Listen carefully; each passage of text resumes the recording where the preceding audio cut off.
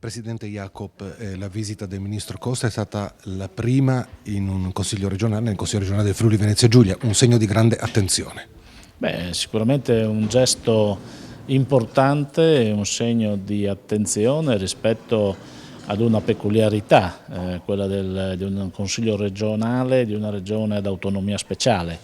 Quindi abbiamo sottolineato proprio questo al Ministro e abbiamo condiviso con lui quello che è la valorizzazione di una esperienza, 50 anni tra l'altro di Consiglio regionale. Gli abbiamo anche consegnato quelli sono gli atti della seduta del cinquantenario con il confronto che c'è stato anche con il Presidente della Corte Costituzionale allora sui temi della specialità, sul lavoro della specialità. Lui stesso ha ricordato e ribadito come l'esercizio della specialità può essere, come nostro auspicio, un esempio da coltivare a livello nazionale per quanto attiene proprio i temi del nuovo regionalismo, cui l'Italia dovrà sicuramente, il nostro Paese dovrà sicuramente affrontare con la riforma costituzionale che è in itinere e che sarà probabilmente confermata con il referendum confermativo.